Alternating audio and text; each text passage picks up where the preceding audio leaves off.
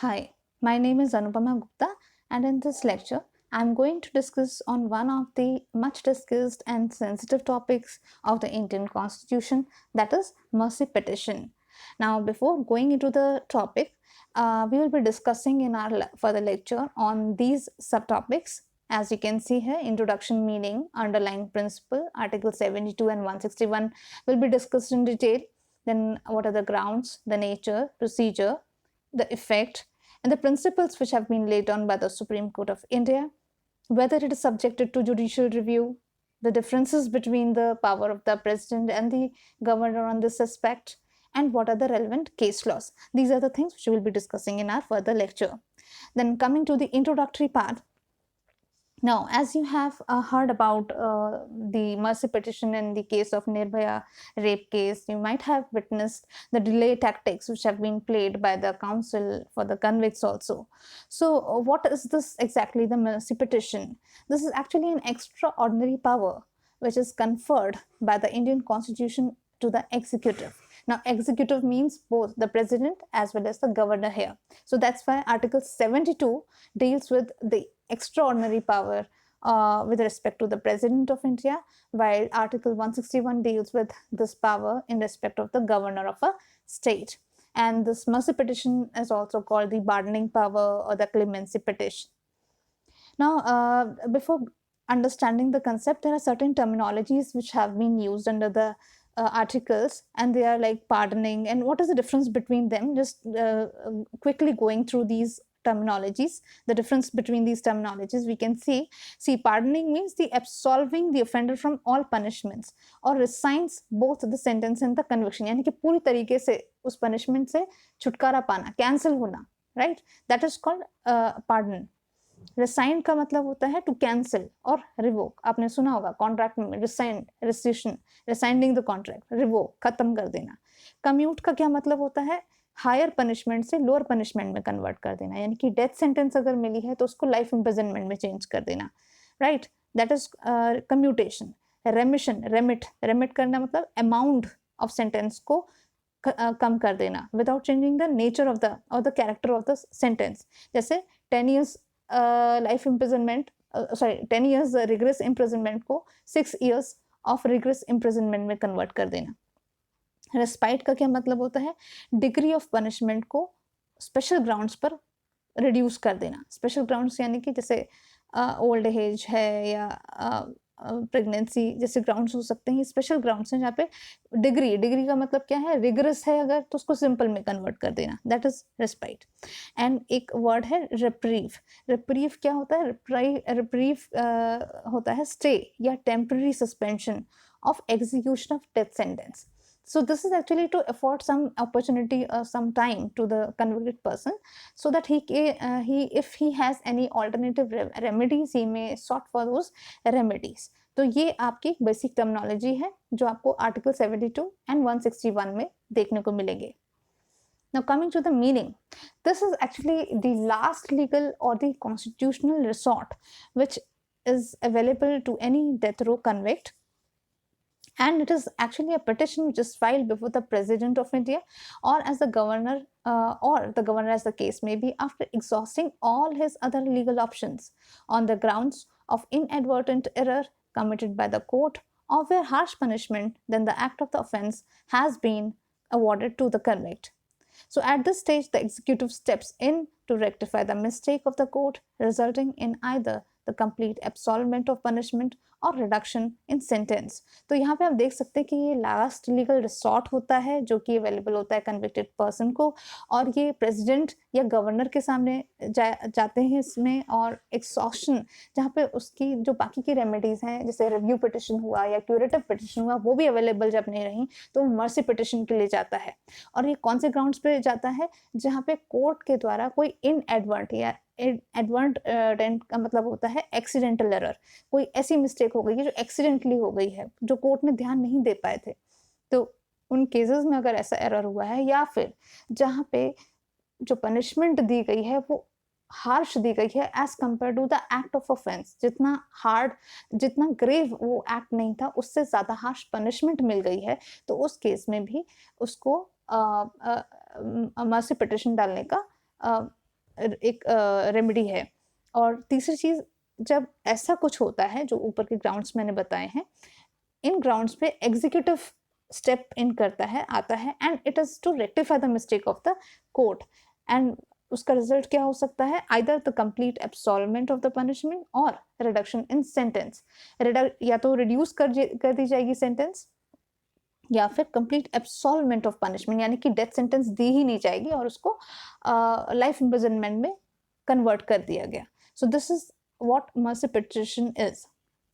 Now mercy petition की ज़रूरत ही क्यों है हमें, जब हमने ऑलरेडी डेथ सेंटेंस जैसे प्रोविजंस बनाए हैं, तो मर्सी पिटिशन भी हमने क्यों बनाया है?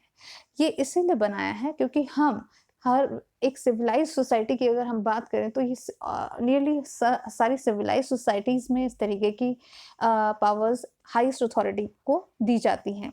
And this is actually giving another opportunity so that convicted person should not be a victim of the malefied or discretionary or arbitrary exercises of the court or by the judicial system.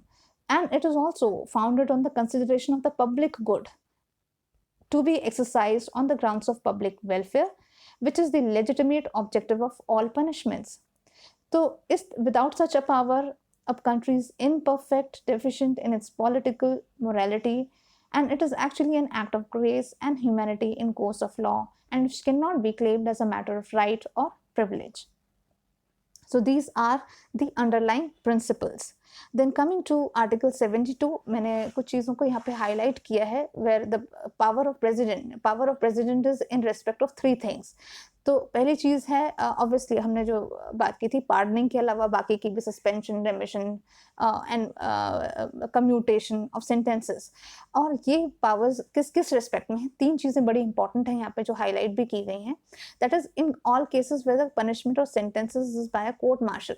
C generally there is no interference of any organ of the government in the court martial और the military cases. तो लेकिन यहाँ पे court martial के cases में अगर death sentence दी जाती है तो उसको भी पार्डन किया जा सकता है और उसको लाइफ इम्प्रिजनमेंट में या किसी और सेंटेंस में कन्वर्ट किया जा सकता है। या फिर और दूसरी चीज़ ये भी है यहाँ पे that this executive power has two is of the union, जहाँ पे यूनियन की पावर एक्सटेंड करती है वहाँ तक ये पार्डनिंग पावर एक्सरसाइज की जा सकती है। और तीसरी चीज़, in all cases where the sentence is a sentence of death. I have shown you article 72 so that you can compare it with article 161 here. यहाँ पे भी कुछ ऐसी ही पावर्स है, पर यहाँ पे कोई ऐसी पावर नहीं है जहाँ पे कोर्ट मार्शल से रिलेटेड पावर गवर्नर एक्सरसाइज कर सकते हों, या फिर जहाँ पे वो डेथ सेंटेंस को पार्डन कर सकते हो। तो death sentence does not come falls within the ambit of article 161 of the constitution. And ये पावर सिर्फ स्टेट लॉज के रिस्पेक्ट में, जो स्टेट लॉज के अंडर अगर कन्विक्शन हुआ है तो उनके रिस्पेक्ट में ही ये पावर एक्सरसाइज की जा सकती है by the governor of the state. तो ग्राउंड्स क्या क्या हैं? ग्राउंड्स हैं non application of judicial mind, where there is an inadvertent mistake or error on the part of the court, malefied arbitrariness, irrelevant considerations, or where the convicted person is a sole bread earner, or where there is a physical fitness of the convict is in question due to age or sickness etc. और harsh punishment के बारे में हम already बात कर चुके हैं। इसके अलावा कास्ट या political reasons will not come into in between to taking them as the grounds to grant pardon. Coming to the nature, so this is actually an executive function. This is an executive act where the executive is exercising the judicial powers. Secondly, this power which is exercised by the president or the governor is not a discretionary power. It has to be based on the recommendation of the Ministry of Home Affairs, and which is actually on the aid and advice of the Council of Ministers. This cannot be invoked if the matter is subjudiced before the Supreme Court. यानी कि अगर supreme court में already कोई matter pending है इससे related, तो जब तक वो पूरी तरीके से एडजुडिकेशन नहीं हो जाएगा, उसका पूरे तरीके से डिसीजन नहीं आ जाएगा उसका, तब तक मर्सी पिटिशन फाइल नहीं की जा सकती है। लेकिन इसका मतलब ये भी नहीं है कि ये अनब्रिडल्ड पावर है। अनब्रिडल्ड पावर यानी कि इस तरीके से नहीं कि अनकंट्रोल्ड पावर है। Therefore it has to be cautiously exercised and is subject to judicial review. The next thing is what is the procedure. तो प्रोसीजर इसका कोई कहीं पे भी ले डाउन नहीं किया गया है, ना ही किसी लॉ में और ना ही कॉन्स्टिट्यूशन ऑफ इंडिया में। This is just as a matter of practice कि प्रेसिडेंट को इसे 6 महीने में जल्दी से जल्दी जहाँ तक पॉसिबल हो सके उसे डिस्पोज ऑफ करना होगा। और इसके अलावा जो कन्विक्टेड पर्सन है, अगर जिस दिन से उसको पता चलता है, जिस दिन उसको पता चलता है जेल सुपरिंटेंडेंट से कि उसकी स्पेशल लीव पिटिशन या फिर अपील जो उसने फाइल की थी वो डिसमिस हो चुकी है, तो उसके 7 दिन के अंदर जेल सुपरिंटेंडेंट की ये ड्यूटी होगी कि वो उसको इस बात को कन्वे करेगा कि आप मर्सी पिटिशन के लिए जा सकते हैं, क्योंकि आपकी ये रेमेडीज अब एग्जॉस्ट हो चुकी हैं या डिसमिस हो चुकी हैं। इफेक्ट क्या होगा? तो क्या हम इसका मतलब ये समझें कि जजमेंट ऑल्टर कर दी गई है? The answer is no. There is no interference of the executive here. There is no alteration in the judgment, neither you can say that this is an interference with the course of justice. This merely mitigates the sentence of punishment and does not completely wipe out the conviction. It cannot undo what has been done judicially, and the punishment through the judgment is not overruled. So overruling is not the effect. The convicted person is only getting the benefit of a liberalized policy of the state pardon. Then there are certain principles which have been laid down by the Supreme Court here. And what are those things? Supreme Court ने कहा कि भाई आप जब mercy petition देखेंगे, president जब exercise करेंगे तो वो इन सारी चीज़ों का ध्यान रखेंगे, या ये सारी चीज़ें एक्चुअली एक्सरसाइज की जाती हैं कि convicted has no right to face to face hearing with the president.